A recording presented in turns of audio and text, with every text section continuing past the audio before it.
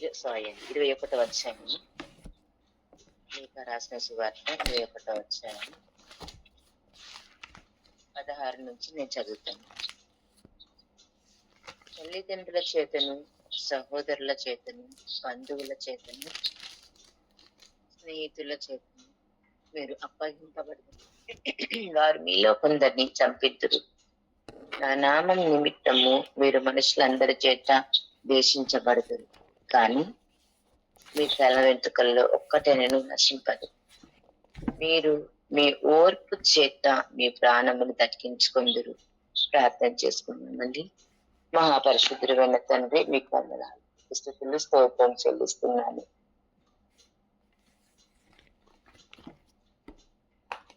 ఆశ్చర్యకరుడా, అద్భుతకరుడా, సర్వశక్తిమంతుడా, మహిమ నీకయ్యా, ఘనత నీకయ్యా, ప్రభావాలు కూడా మీకు మాత్రమే చెల్లిస్తూ వస్తున్నాం తండ్రి దైవమా. ప్రభా, మరి దినమైనా సజీవుల లెక్కలో ఉన్నాను అంటే నాయన, అది కేవలం ఉచితమైన కృప మాత్రమే ప్రభా. మరి దినమునైన నూతన దినములోనికి ప్రవేశిస్తున్నే ప్రభా అయా, మీ మాటలతో, మీ పాటలతో, మీ ఆదరణతో, మీ ప్రార్థనలతో ప్రభా వెళ్తూ ఉండగా తండ్రి, అది మాకు గొప్ప ఆశీర్వాదంగా ఉంటూ వస్తుంది ప్రభు. నీకు స్తోత్రాలు. మరి దినంనైనా నాకును మాకును ఏది అవసరమో ఏది అనవసరమో మాతో మాట్లాడండి ప్రభా. నాయన వాక్యమే మీరు తండ్రి అయ్యా, మీ గురించి మాట్లాడేంత అర్హత, యోగ్యత ఏ పాటి కూడా లేని వారం తండ్రి. నేనా అయ్యా, నన్ను నేను ప్రభా పూర్తిగా మిస్సులో చెంత నా ప్రభ సమర్పించుకొచ్చున్నానయ్యా, తగ్గించుకొచ్చున్నాను ప్రభా. అయ్యా, మీ పాదాల వరకు తగ్గించుకున్నానయ్యా. అయ్యా, మీరు జ్ఞానం ఇవ్వండి ప్రభు, మీకు స్తోత్రాలు. మీరు జ్ఞానం ఇవ్వండి తండ్రి, మీకు స్తోత్రం చెల్లిస్తూ వస్తున్నాను. ఆశీర్వదించండి.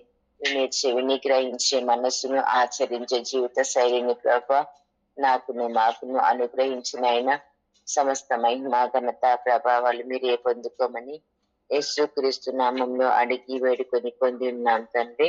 ఆమేన్. ప్రభును ప్రియరక్షకుడైన యేసుక్రీస్తు నామంలో అందరికీ వందనాలు తెలియజేస్తున్నానండి. మనము మూలవాక్యం చూసుకున్నాం కదండి. ఇక్కడ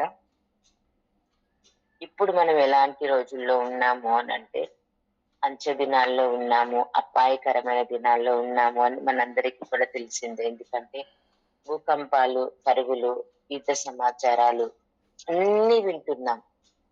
కాకపోతే భయపడొద్దు, అంతం అప్పుడే రాదు అని యేసుక్రీస్తు ప్రభువు వారు చెప్పారు. అంటే ఇంకా కొంచెం జరగాల్సినవి కూడా ఉన్నాయి. ఆయన మత్తయి సువార్త 24వ అధ్యాయంలో శిష్యులకు చెప్తున్న సందర్భాలు ఆల్మోస్ట్ అన్ని కూడా జరుగుతూనే వస్తున్నాయి. అవి మనం చూస్తూనే ఉన్నాం కల్లారా. కాకపోతే ఏమంటున్నాడంటే, ప్రజలే లేదా కుటుంబమే మనల్ని అప్పగించవచ్చు. ఎవరికి అంటే త్రిబుల్ సిక్స్ చేసే టైంలో, భక్తి పరులను చంపుతూ ఉన్న టైంలో, వాళ్ళకి లాభాలు ఉన్నటువంటి సమయంలో ఏం చేస్తారు అంటే, మన పిల్లలు లేదా మన కుటుంబ సభ్యులే అపవాదికి, వాడి సమూహానికి, ఇరోబోస్ కి అప్పగించేటువంటి అవకాశాలు చాలా ఉన్నాయి. కానీ ఒక మాట అంటున్నాడు ఏంటంటే, ఎవరైతే ఆయన నామం నిమిత్తము మనుషులు అందరి చేత దూషించబడుతూ ఉంటారో, హింసించబడుతూ ఉంటారో, త్రోసివేయబడుతూ ఉంటారో, ఏమిటంటే కానీ అనే ఒక పదంలో ఎంత పెద్ద మాట అర్థం ఉంటుందంటే, మీ తల వెంట్రుకల్లో ఒక్కటైనా నశించు. నిజంగా అంటే ఆయన సంకల్పంలో ఒకవేళ అవమానాలు పడ్డా, నిందలు పడ్డా, ఎటువంటి సమస్యలు వచ్చినా సరే మీరు బాగుంటారు అంటే అది ఆత్మీయంగా చెబుతున్న మాట. 19వ వాక్యాన్ని మనం ఈరోజు మూల వాక్యంగా తీసుకుంటే, మీరు మీ ఓర్పు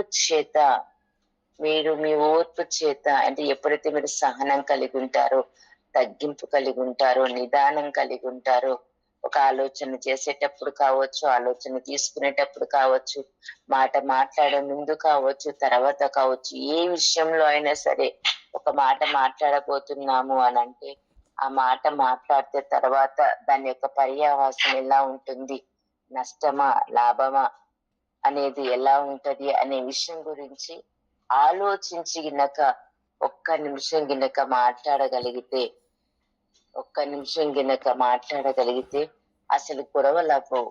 అదే విధంగా మన సమాధానాన్ని అసలు కోల్పోము. కానీ ఇప్పుడు ఏమంటారంటే షార్ట్ టెంపర్ అన్నమాట. క్షణికావేశాలు పొందుతున్నటువంటి సమయం, క్షణికావేశంలో తీసుకునే నిర్ణయాలు, క్షణికావేశంలో చేస్తున్నటువంటి పనుల వల్లనే ఎంత పెద్ద పెద్ద పెద్ద భయంకరమైనటువంటి పరిస్థితులు ఎదుర్కోవాల్సి వస్తుంది అని అంటే నిజంగా అది వర్ణింపలేని సత్యం.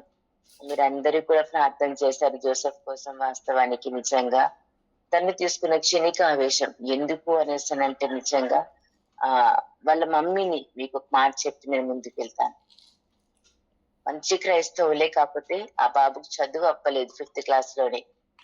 వాళ్ళ మమ్మీ ఏమి అనలేదు, చదువుకో నాన్న అని వాళ్ళ మమ్మీ డాడీ ఏమి ఎంకరేజ్ చేయలేదు, ఎందుకంటే ఒకటే కొడుకు కాబట్టి. చాలా గారభం అనమాట.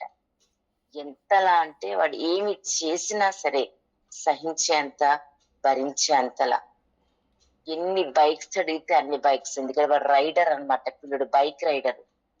గాలిలో బండ్లు తిప్పుతూ ఉంటాడు. 2-3 సార్లు యాక్సిడెంట్ అయ్యి కాళ్ళు ఎదిగాయి. అప్పటికి ఎంత చెప్పినా నా మాట వినలేదండి. ఎంతలా చెప్పానంటే దగ్గర దగ్గర నాకు పరిచయమైన 2.5 years కూడా ఆ బాబుని సరి చేయడానికి ప్రయత్నం చేశాను. కానీ రీసెంట్ గా 27th maybe Feb 27th over speed తో ఒక 3-4 years బేబీని గుద్దేశాడు. ఆ బేబీ చనిపోయింది, గొడవైపోయింది, పంచాయతీ అంతా అయిపోయింది. వాళ్ళు 10 lakhs డిమాండ్ చేస్తే 4 to 5 lakhs వరకు పే చేశారు. కేసు కొట్టేసిన తెల్లారి వీడికి ధైర్యం సరిపోక బయటికి వెళ్తే కొడతారో చంపేస్తారో అని ఆ పురుగుల మందు తాగేశారు. కానీ నిజంగా 9 days అండి. 9 days లో నా దృష్టికి వచ్చి 7 days అది.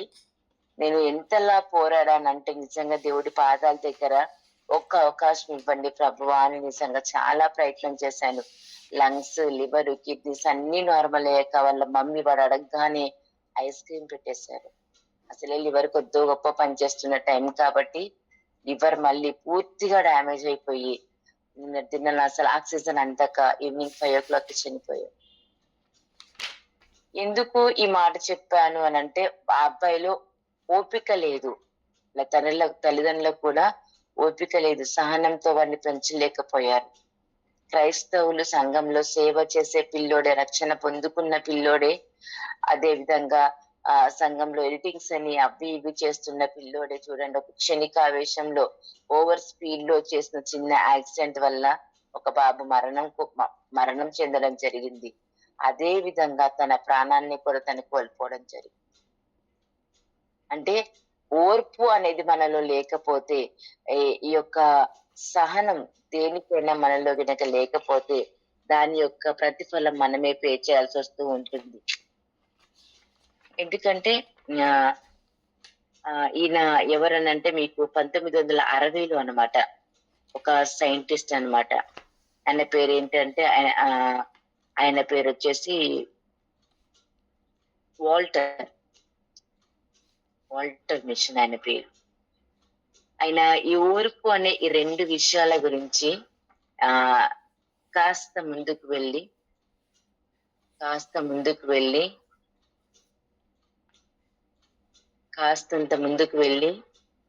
ఒక 100 మంది పిల్లల్ని తీసుకొచ్చి ఒక రూమ్ లో వేశాడు. ఎంత ఏజ్ అంటే 4 to 6 years పిల్లల్ని తీసుకొచ్చిన తర్వాత వాళ్ళందరికీ ఓల్డ్ వైజ్ నెంబర్ 1 చాక్లెట్ అనమాట ఫ్లేవర్ వాళ్ళ ముందు పెట్టేసి, 1 కావాలి అన్న వాళ్ళు వెంటనే తినేయొచ్చు, 2 కావాలి అన్న వాళ్ళు 10 నిమిషాలు ఓపిక పట్టండి అని అడిగి తను బయటికి వెళ్ళిపోయి సీసీ కెమెరాలో చూస్తూ ఉంటే అందులో 85 members పిల్లలు కూడా ఓపిక లేదు, టక తినేశారు ఓపెన్ చేసుకుని. ఒక 15 మంది పిల్లలు మాత్రం మాకు 2 కావాలి, ఆ ఫ్లేవర్ ఎంత బాగుందని పిల్లలు చెప్తున్నా, దాని స్మెల్ ఎంత బాగున్నా సరే మాకు అస్సలు వద్దు, మేము ఆగుతామని చెప్పేసి ఆగారండి. ఓకే అని తర్వాత లోపలికి వచ్చి పిల్లలందరికీ కనిపించి అతను ఆ 15 మందికి 2 కాకుండా 3 కూడా ఇచ్చి పంపించేశాడు. అతను ఒక ఆఫ్టర్ 10 years తర్వాత లేకపోతే 20 years తర్వాత ఆ పిల్లల లైఫ్ స్టైల్ ఎలా ఉంది అని చెప్పేసి వెళ్ళి చూసినప్పుడు కొంతమంది బాగున్నారు, కొంతమంది బాలేరు. ఇంకొక 10 years అంటే 30 years తర్వాత వెళ్ళి వాళ్ళ బ్యాక్‌గ్రౌండ్ ముందు 15 మంది చెక్ చేసినప్పుడు, ఈ 15 మంది అద్భుతంగా సెటిల్ అయి ఉన్నారంట.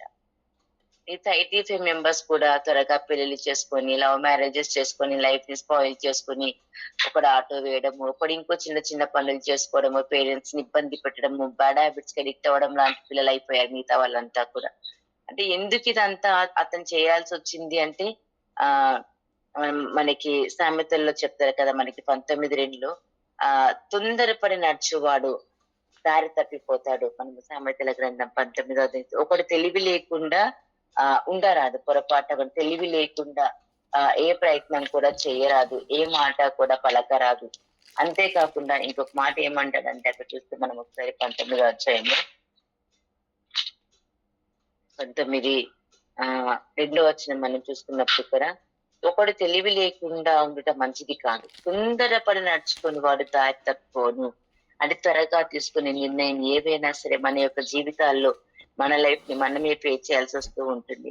మనం చూస్తాం ఒక సందర్భాన్ని ఎక్కడనంటే మొదటి సమూయేలు 13వ అధ్యాయంలో చూసినప్పుడు నిజానికి బెన్యామీను గోత్రము వెలివేయబడ్డ గోత్రము 12 గోత్రాల్లో కూడా త్రోసివేయబడ్డ గోత్రంగా ఉన్నప్పటికీ కూడా నిజంగా యాకోబుకు చేసినటువంటి ప్రమాణాన్ని బట్టి ఎందుకు సౌలుకి అసలు కీషు కుమారుడైన సౌలుకి అక్కడెక్కడో ఆది కాండంలో ఉన్న యాకోబు గారికి సంబంధం ఏంటి అంటే నిజంగా బెన్యామీను పుట్టినప్పుడు ఆ యొక్క రాహేలు గారు అతనికి బెనోని అని పేరు పెడతారు ముందుగా. ఆ బెనోని అని పేరు పెట్టిన దానికి ఏంటంటే దుఃఖపుత్రుడు అంటే ఏడుపు కొట్టోడు, నన్ను బాధిస్తూ పుట్టాడు ఈ పిల్లోడు అని అన్నట్టుగా ఆవిడ చాలా కష్టంతో పేరు పెట్టి చనిపోయినప్పుడు ఆ దాది వచ్చి చెప్తూ ఉంది, అయ్యా నీ భార్య ఇలా పేరు పెట్టిందండి అని అంటే, అయ్యయ్యో వీళ్ళందరూ కూడా బతికినంత కాలం ఏడుపు కొట్టోడు అంటారే, చెప్పిస్తారే అందరూ కూడా దుఃఖపుత్రుడు అని అంటారే, తల్లిని చంపిన వాడు అంటారే అని చెప్పి వెంటనే యాకోబు చాలా భయంకరంగా ఏడ్చి దుఃఖంతో దేవుడి దగ్గర కనిపెట్టి ప్రార్థన చేసి ఆ బాబుకి బెన్యామీను అని పేరు పెట్టడం జరుగుతూ వస్తుంది. అంటే ఏంటంటే దక్షిణ పుత్రుడు, దేవుడి హస్తంలో దేవుని చేతులలో కుడి చేతి పుత్రుడుగా. అంటే మరి దేవుడి కుడి చేతిలో ఏముంటుందండి అంటే రాజదండం. అతనిలో నుంచి రాజులు రావాలి, అతనిలో నుంచి ఎలికలు రావాలి. కాబట్టి మనము ఈ యొక్క కీషు కుమారుడైనటువంటి ఈ యొక్క సౌలుకి రాజు అయ్యేటువంటి అవకాశం రావడానికి రీజన్ ఎవరంటే యాకోబు. బెన్యామీనుకి ఇచ్చినటువంటి వాగ్దానాన్ని ఇతని జీవితంలో నెరవేర్చడానికి జరుగుతూ ఉంది. కానీ రాజు అయినటువంటి ఒక్క 2 years కే 2 సంవత్సరాలకే అమాలేకుల మీదకి యుద్ధానికి వెళ్ళినప్పుడు సమూయేలు రావడానికి కొంచెం ఆలస్యమైతే తొందరపాటు నిర్ణయం చేసేసి ఆయనే బల్లర్పించేస్తాడు. ఇక్కడ ఫిలిష్తీయులు వచ్చి నా మీద పడిపోతారో అని చేశాను అని అంటాడు. మరి ఆ సౌండ్ ఏంటి సౌలు అనేసి అని అంటే మన దేవుడు అని చెప్పకుండా నీ దేవుడికి బలి ఇవ్వడానికి అన్నట్టుగా కొంచెం ఓవర్ గా మాట్లాడుతూ ఉంటాడు. వెంటనే సమూయేలు చెప్తూ ఉంటాడు ఒక మాట, నీకంటే మంచివాణ్ణి, నీకంటే యోగ్యుణ్ణి దేవుడు కనుగొన్నాడు ఒకన్ని, అతనికి ఇస్తాడు తప్ప దేవుడు రాజ్యాన్ని నీ దగ్గర నుంచి తీసేస్తున్నాడు. ఎందుకంటే అతనిలో ఏమి లేదు సౌలులో అని అంటే ఓపిక లేదు. ప్రవక్త వచ్చి బలిచ్చిందాక కదండి ధూపవేదిక తను అది బలిని పూర్తిగా ఆ కార్యక్రమం చేయడానికి తను వచ్చిందాక ఆగితే బాగుండేది. ఆగకుండా ఏమంటున్నాడు, ఒక రాజుగా ఉండి నేను నేను ఇచ్చేస్తాను నేను చేసేస్తాను అని అంటూ ఉంటాడు. మీరు ముందుగా చూస్తేనేమో అతని డైలాగులు ఎంత బాగుంటాయి అంటే, అసలు సౌలని నేను ఎన్నిక చేయబడ్డవాడినేనా, ఈ యొక్క బెన్యామీను గోత్రం అసలు ఎన్నిక కలిగిందేనా, అసలు నాకు అర్హత ఉందా అని తనని తాను తగ్గించుకున్న సౌలే రాజుగా చేస్తున్న సందర్భంలో చెప్పినటువంటి మాటలు అవి. ఎవరు? ఈ యొక్క సౌలు గారు సమూయేలు దగ్గర. కానీ ఇప్పుడేమంటున్నాడంటే అమాలేకుల రాజుని చంపకుండా అగగున్నలా దాచిపెట్టుకుంటాడో పక్కన, శ్రేష్టమైనటువంటి జంతువులన్నిటినీ పక్కన పెట్టుకుంటాడు. మళ్ళా ఆ బలి కూడా తనే అర్పించేయడం జరుగుతూ ఉంది. ఎందుకంటే ఒక రాజుగా ఉన్నప్పటికీ కూడా దేవుడు ఏం చేయట్లేదు అంటే దేవుడు క్షమించట్లేదు. తెలివి లేకుండా చేస్తున్న పని, తెలివి లేకుండా తను చేస్తున్నటువంటి పని అన్నమాట.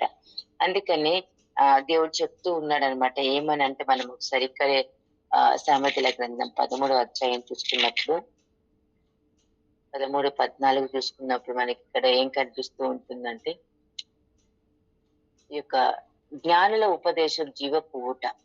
ఆయన జ్ఞానుల మాట వినేంత ఓపికలో ఆయన ఇంత మాత్రం కూడా లేడనమాట. కాబట్టి దేవుడు ఇదిగో ఈ రాజ్యాన్ని తొలగిచ్చేస్తూ ఉన్నాడు జాగ్రత్త అనేసి సమూయేలు గారు చెబుతూ ఉన్నారు. మరి ఒక పక్క మనం సౌలుని చూసాం ఒకసారి ఇక్కడ. అదే రకంగా మనం ఒకసారి ఇంకొక వ్యక్తిని ఇక్కడే 2 సమూయేలు 5వ అధ్యాయము మనం 17వ అధ్యాయంలో మీరు 17 వచనం నుంచి 19 వచనాలు 2 సమూయేలు 5వ అధ్యాయము 17 నుంచి 19 వరకు చూసుకుంటే అక్కడ దావీదు 2 సార్లు యుద్ధం చేయడం జరుగుతూ ఉంటుంది ఫిలిష్తీయులతోటి. రాజు అయ్యాడు అని తెలుసుకుని ఫిలిష్తీయులకు చాలా కోపం వస్తుంది. ఎందుకంటే అంతవరకు వాళ్ళతోటి ఉండి ఆ యొక్క ఆకీష్ రాజు దగ్గర ఉండి తన పక్షాన ఉండి వీళ్ళకి శత్రువుగా ఉన్నాడు, రాజు అయ్యాడని తెలిసాక అతన్ని చంపడానికి ఆ ప్రజల మీదకి వస్తూ ఉన్నాడు అనే విషయం తెలిసిన వెంటనే, అప్పటిదాకా యుద్ధాలు చేయలేదా అంటే చేశాడు, అంతవరకు గొల్యాతుని చంపలేదా అంటే చంపాడు, అన్ని చేసిన వాడే. కానీ ఇప్పుడు మాత్రం ఇక్కడ ఎప్పుడైతే ఈ యొక్క శత్రువులు వస్తున్నారు అని అతనికి తెలిసిందో వెంటనే అతను చేసినటువంటి మంచి పని మనం ఒకసారి చూసినట్టయితే అక్కడ మన 17 చూస్తే, జనులు ఇజ్రాయేలీల మీద రాజుగా దావీదులకు పట్టాభిషేకం చేస్తని ఫిలిష్తీయులకు వినబడినప్పుడు దావీదును పట్టుకొనుటకై ఫిలిష్తీయులందరూ వచ్చి దావీదు ఆ వార్తని ప్రాకార స్థలమునకు వెళ్ళిపోయి ఏం చేస్తున్నాడంటే అక్కడ ఆశ్రయ దేవుణ్ణి ఆశ్రయపురాలు ఉంటాయి కదండి, ఆశ్రయ స్థలం ఉంటుంది కదా, అక్కడికి వెళ్ళిపోయి ప్రార్థన చేస్తూ ఉన్నాడంట. ప్రార్థన చేస్తూ ఉంటే వెంటనే ఫిలిష్తీయులు దండెత్తి రెఫాయిము లోయలో వ్యాపింపగా దావీదు నేను ఫిలిష్తీయులకు ఎదురుగా పోయేదనా అంటే నేను స్ట్రైట్ గా వెళ్ళొచ్చా, లేకపోతే ఇంకేదైనా మార్గంలో వెళ్ళమంటావా, మరి నాకు యుద్ధం ఇస్తావా ఇవ్వవా అంటే దేవుడు వెంటనే చెప్తున్న మాట, వారిని అప్పగింతువానంటే యెహోవా యుద్ధ ఆయన విచారణ చేసినప్పుడు వెంటనే పొమ్ము నిస్సందేహంగా వారిని చేతికి అప్పగించని యెహోవా సెలవిచ్చెను. అంటే ఫస్ట్ టైం వాళ్ళు వస్తూ ఉన్న సందర్భంలో ఏంటి అంటే స్ట్రైట్ ఫార్వర్డ్ వెళ్ళిపో, నేను వాళ్ళని అప్పగించేస్తాను అని చెబుతూ ఉన్నాడు. మళ్ళీ మనం ఒకసారి అక్కడే మళ్ళీ చూసినప్పుడు 22లోకి వచ్చినప్పుడు చూస్తే, ఫిలిష్తీయులు మరలా వచ్చి రెఫాయిము లోయలో వ్యాపించగా దావీదు యెహోవా యుద్ధ మరలా విచారణ చేసినప్పుడు అందుకు యెహోవా నీవు ఇప్పుడు వెళ్ళవద్దు, చుట్టూ తిరిగెళ్ళు. ఫస్ట్ టైం ఎలా వెళ్ళమన్నాడు, స్ట్రైట్ ఫార్వర్డ్ గా వెళ్ళిపోమన్నాడు, చంపేయమన్నాడు. సెకండ్ టైం మళ్ళీ రాగానే ఏమన్నాడు, ఇప్పుడు నువ్వు స్ట్రైట్ గా ఎంత మాత్రం వెళ్ళొద్దు, వెనక నుంచి వెళ్ళు, అక్కడ కంబల్ చెట్లు ఉంటాయి. మీకు తెలిసి ఉండొచ్చు మేబీ నా అంచనా. కంబలి చెట్లు ఎలా ఉంటాయి అంటే పొడుగ్గా పెరుగుతాయి, కొమ్మలు ఉండవు అనమాట. అంటే ఒకదానికొకటి తగులుకుని శబ్దం చేసుకోవడానికి ఎంత మాత్రం కూడా వాటికి ఛాన్స్ లేదు. అవి పొడుగ్గా ఉంటాయి అన్నమాట. కొసలు కూడా ఎంత మాత్రం ఒక చెట్టు తగులుకునే అవకాశం కూడా లేదు. కానీ ఇక్కడ దేవుడు చెప్తున్న మాట ఏంటంటే అక్కడ చూస్తే మనము ఆ యొక్క కంబలి చెట్టు ఎదురుగా వారి మీద పడుము. కంబలి చెట్ల కొన్నల చప్పుడు వినగానే ఫిలిష్తీయులను హతము చేయుటకై యెహోవా బయలుదేరుచున్నాడు గనుక అప్పుడు నీవు త్వరగా బయలుదేరవలనని సెలవిచ్చాను. అంటే ఆ శబ్దం చేసినప్పుడు దావీదు అడుగుతారు, అవి శబ్దం ఎలా చేస్తాయి, ఆ శబ్దం ఎలా వినిపిస్తుంది, అవి చాలా పొడుగు కదా, మేము కిందున్నాం కదా, అసలు సౌండ్ ఏవి చెయ్యవు కదా అంటే అవి కదిలించేది దేవుడు. కానీ అవి కదిలించినప్పుడు వచ్చే శబ్దం ఎలా వస్తుంది అంటే అనేక వేల లక్షల గుర్రపు రౌతులు ఎలా పరిగెడుతూ ఉంటే శబ్దం వస్తుందో అలా దేవుడే బయలుదేరి యుద్ధం చేస్తాడు. కాబట్టి అప్పుడు నువ్వు కూడా బయలుదేరి అంటూ ఉన్నాడు. అంటే ఒక యుద్ధం వస్తూ ఉన్న సందర్భంలో ఒక రాజుగా ఉన్నప్పటికీ, వేల లక్షల సైన్యం ఉన్నప్పటికీ కూడా ఒక శత్రువు వచ్చాడంటే స్ట్రైట్ గా వెళ్ళిపోయి యుద్ధం చేయకుండా ముందుగా ఏం చేస్తున్నాడు అంటే ప్రార్థన చేస్తూ ఉన్నాడు, దేవుడి యొక్క విచారణ చేస్తూ ఉన్నాడు. మరి చేస్తే ఏమైనా ఆన్సర్ వచ్చిందంటే అబ్సల్యూట్లీ 100కి 1000% అతనికి ఆన్సర్ వచ్చింది. నేనేం చెప్పదలుచుకుంటున్నాను అని అంటే, వాస్తవానికి ప్రభు కృపను బట్టి ఆయన నడిపింపుని బట్టి మనకి ఏ చిన్న సమస్య వచ్చినా, అది చిన్న వ్యాధి అయినా, రోగమైనా, బలహీనత అయినా వచ్చింది అని అంటే మేబీ నాకు తెలిసినంత వరకు ఒక వ్యాధి వచ్చింది అంటే ఒకటి దేవుడిని మహిమపరచడానికి, లేదా మనకేదన్నా బుద్ధి చెప్పడానికి తప్ప మరణానికైతే అప్పగించే దేవుడు ఎంత మాత్రం కాదు. లేదా మన పితరులు తల్లిదండ్రులు చేసిన వాటికి కూడా వ్యాధి రోగ బలహీనతలు వచ్చే అవకాశాలు ఉంటాయి తప్పకుండా. అది బైబిల్ లా ప్రకారం. నా సొంత ఆలోచన ఎంత మాత్రం కూడా కాదు. యేసుక్రీస్తు అడిగినప్పుడు ఆయన చెప్పిన ఆన్సర్లు ఇవన్నీ అన్నమాట. ఒకటి పితరులను బట్టి, రెండోది మా స్వయ అపరాధాలను బట్టి, లేదా దేవుడి మహిమార్థం తప్ప పుట్టిగా రాదు.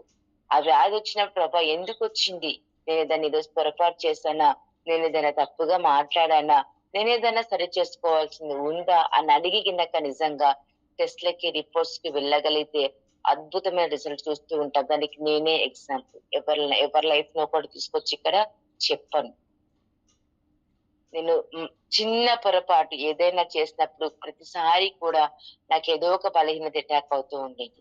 కానీ నాకు ప్రభు ఇచ్చిన కృపను బట్టి నేను వెంటనే దాన్ని కరెక్ట్ చేసుకునేదండి. ప్రభువా ఏదైనా మిస్టేక్ ఉందన్నప్పుడు నాకు తను చూపించినప్పుడు అది క్షమాపణ అడుగుతూనే హాస్పిటల్కి వెళ్లే దారిలో ఆన్ ద వేలో నేను వెళ్తూ ఉన్నప్పుడే దాన్ని కరెక్షన్ చేసుకున్నప్పుడు అక్కడికి వెళ్ళాక రిపోర్ట్స్ నార్మల్ రావడము, నాకు ఏ ఇష్యూ లేకపోవడము, నేను వితౌట్ ఎనీ మెడిసిన్ ఇంటికి రావడం జరిగింది. ఒకసారి కాదనమాట, దగ్గర దగ్గర 5 to 10 times నాకు ఆ ఇష్యూ జరిగింది నిజంగా. అదే విధంగా మొన్న శాంసంగ్ విషయంలో కూడా కనిపెట్టి 5 నెలలు ఎందుకు తనకి తగ్గట్లేదు ప్రభా, ఏం జరిగింది అని అన్నప్పుడు నిజంగా ప్రభు తనలో వాళ్ళు జాబ్కి వెళ్ళాక పెద్ద బాబు ఓకే వాక్యం చదువుకునే విషయంలో ఆయనకైనా 3 to 5 చాప్టర్స్ బైబిల్ చదువుకుని పర్సనల్ ప్రేయర్ చేసుకుని ఆయన రూమ్ లోంచి ఆయన బయటకు వస్తారు తప్పకుండా. ఈయన తగ్గిపోయాడు అనమాట. వర్క్ లో ప్రెషర్ ఎక్కువైందనేసి అదని ఇదని వాక్యం తగ్గిపోయింది, ప్రేయర్ తగ్గిపోయింది. పర్సనల్ గా ఆయనకి నాతో ఉంది. ఇప్పుడు 6 o'clock అయిందంటే మేము వాళ్ళిద్దరిని లేపి ఫ్యామిలీ ప్రేయర్ కూర్చోపెడతాం తప్పకుండా. అది ఉంది కానీ పర్సనల్ ప్రేయర్ తగ్గిపోయింది.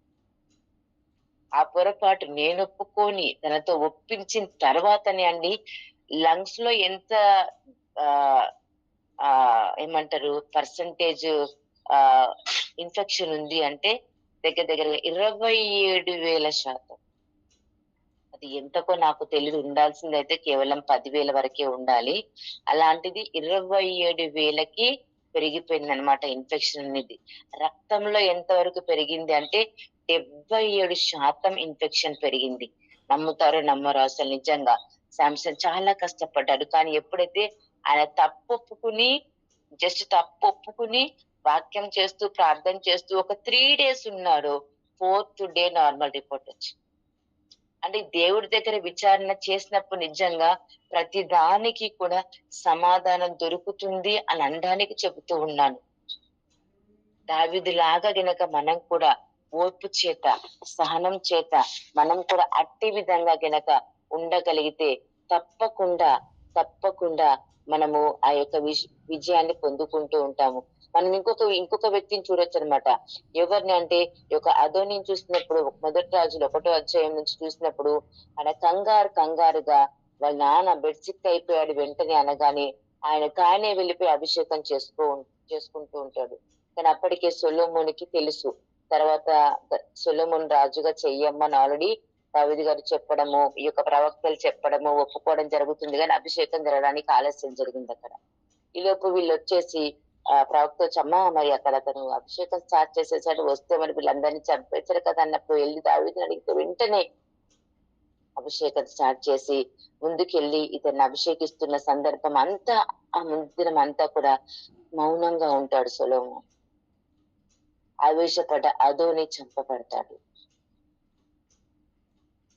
ఎందుకు అంటే మనం ఎప్పుడైతే ఓపిక పట్టి ఎదురు చూస్తూ ఉంటామో ఘనమైన విజయాలు పొందుకుంటూ ఉంటామో, అది వర్క్ ప్లేస్ లో అయినా సరే, నిజంగా వర్క్ ప్లేస్ లో కూడా ఎవ్వరో ఒకరు మనల్ని ఏమీ అనకుండా పొరపాటున కూడా ఉండరు. కానీ నిజంగా ఓపిక పట్టుకుని ఎప్పుడైతే ఉంటామో ఆ అద్భుత రీతిగా విజయాన్ని పొందుకుంటూ ఉంటామన్నమాట. మన ఓర్పు ఏదైతే ఉందో అద్భుతమైన విజయాన్ని మనకి అందిస్తూ ఉంటుంది. నేను ఈ విషయంలో ఒక బెస్ట్ ఎగ్జాంపుల్ గా మనం ఎవరిని తీసుకోవచ్చు అంటే కదండి, పక్షిరాజుని తీసుకోవచ్చు. ఎలాగా అనేసి అడిగినప్పుడు అది 40 years బతుకుతుంది అనమాట. 30-40 years బతుకుతుంది, తర్వాత బ్రతకదు, చనిపోవాలి. కానీ తను చనిపోతాను ఇంకా ఆ ఫ్యూ డేస్ అని తెలుసుకున్న వెంటనే ఏం చేస్తుందంటే ఎత్తైన కొండకెళ్ళిపోతుంది. ఎవరూ లేని ప్రాంతానికి వెళ్ళిపోతుంది. ఉపవాసం ప్రతిష్ఠించుకుంటూ వస్తుంది. ఏమీ తినదు. తినకుండా తనకు తాను బలహీనపరుచుకుంటూ ఒక పక్కన ఆ తన ముక్కుతో ఈకలన్నీ పీకేసుకున్న తర్వాత తన ముక్కుతోటి తన కాళ్ళ గోర్లు కూడా మొత్తం పీకేసుకున్నాక ఆ ముక్కు కూడా పలకొట్టుకుంటుంది. బండకేస్తే పలకొట్టుకున్నాక ఆ ఈకలన్నీ రీబిల్డ్ అయ్యేంత వరకు, ముక్కు మరలా షార్ప్ గా వచ్చేంత వరకు, నూతనమైన గోర్లు అద్భుతంగా వచ్చేంత వరకు మౌనంగా ప్రార్థన చేస్తూ ఉంటుంది, లేదా మౌనంగా కనిపెట్టి ఎదురు చూస్తూ ఉంటుంది. ఆఫ్టర్ 40 years మళ్ళీ ఏజ్ సంపాదించుకోగలుగుతుంది తను ఉపవాసం చేసినప్పుడు కదండి. దేవుడి సన్నిధిలో ఎదురు చూస్తున్న సందర్భంలో అద్భుతమైన విజయాన్ని పొందుకుంటూ ఉంటుంది. కాబట్టి ఈ రోజు మరి నిజంగా మనం కూడా అందరం కూడా అదే రకంగా మనం అందరం కూడా ఓర్పు కలిగి, సహనం కలిగి, దేవుడి దగ్గరికి ఎదురు చూడగలిగితే ప్రతి విషయంలో విజయం పొందుకుంటాము.